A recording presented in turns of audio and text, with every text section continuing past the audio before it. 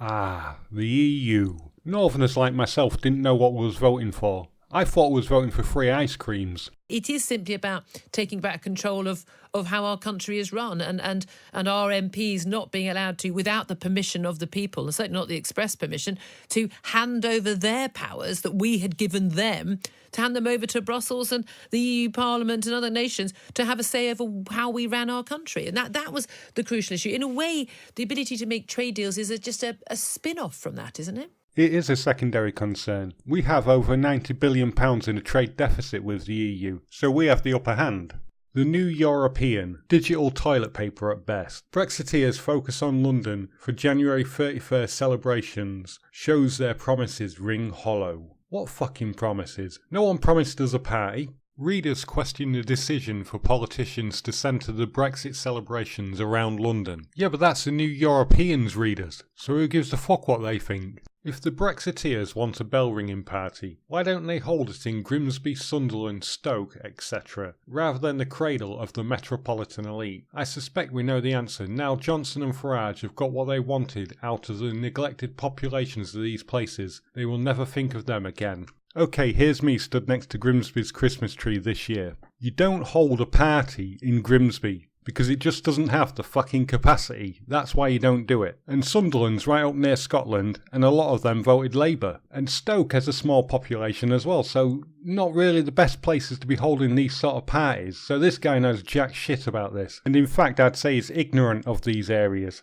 The bizarre story of the Big Ben bells makes it clear that Brexiteers are interested only in symbolism and not financial reality. The idea of wasting £500,000 on this at a time when food bank use is at record levels is revolting. Of course, sounding out Big Ben is symbolism, to mark a historic occasion. And don't get me started on food banks. 95% of people that use them are piss takers. You start feeding one pigeon and you end up with 1 million of the fuckers. There's always someone willing to take the piss out of free stuff. It's very much like them charity workers in the jungle in Calais. When they start feeding them and giving them things, you start off with a couple, you end up with a fucking million of the cunts. And the last time I checked, France is a safe country.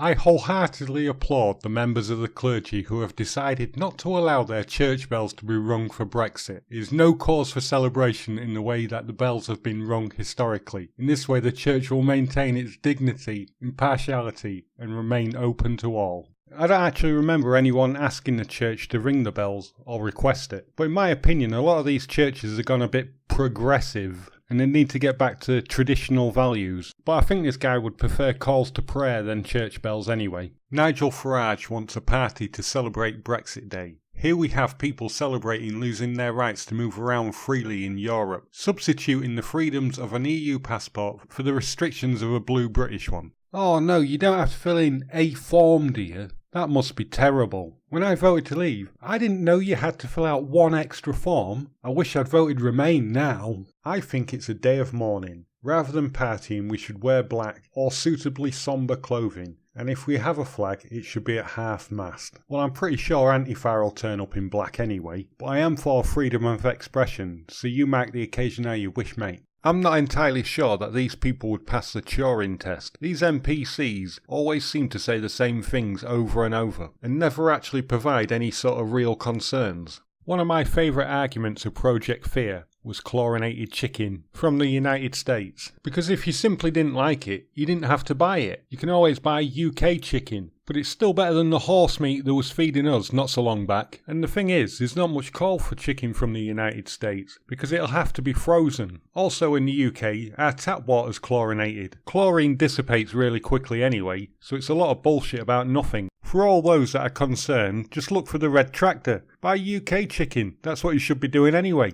So the Brexit celebrations, there's going to be no fireworks and they're not going to ring Big Ben. But the £500,000 was going to be crowdfunded and not taxpayer money, but was rejected anyway. And I know full well somebody will tell me about universal credit when talking about food banks. And sure, I get that, but I live in a small town where I just about know everyone, if not by name, by face. And it's the same group of piss takers that are stood outside the food bank, week in, week out. It's not like they're waiting for the benefits to be sorted out and then they move on. They're there every fucking week. The problem is, the people that need actual help never get it. It's the squeaky wheel gets the grease. It's like at these universities. You get a handful of spastics whining on about victimhood, and complaining all day long, but then you get that guy born without any limbs who just cracks on with things without moaning and never gets the help that they need. I actually voted to leave the EU because I know full well it's better for us in the long run, because mass immigration cannot continue forever, and we need to think about our own low-skilled workers. The Conservatives seem to be making the right sort of noises on this.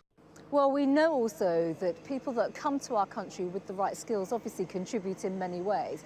This isn't about comparing what our plans and intentions are right now with the points-based system with previous histories on immigration. The fact of the matter is we're leaving the European Union, which means free movement will end. And that also means we will be able to control the level of unskilled migration that has come to the United Kingdom, and quite frankly, that has come to the United Kingdom in many ways that, yes, may have contributed and has contributed to the economic growth of our nation, but also now puts a spotlight on the type of skills that we need to grow our labour market, to be a successful economy going forward, to continue on our economic growth, but also to make sure, yes, we have the right skills, but that British businesses as well grow and invest in the British public too. They have been far too reliant on low-skilled and, quite frankly, cheap labour from the EU, and we want to end that. We think it's about time that businesses started to invest in people across the whole of the United Kingdom, that they join with us on our agenda to level up the skills, the infrastructure, the economic growth across all our regions, promote growth across the whole of the United Kingdom. And that is one of the key opportunities that we have when we leave the EU through the immigration system, the points-based system that we will be bringing. Yes, supporting the brightest and the best, but also encouraging British industry to do more, to invest in capital, in people, in human capital, and the skills that our country and our economy needs in the long run. And of course we need to look into non-EU migration as well, because that's at piss-taking levels. We need to start looking after our own country and putting our needs first.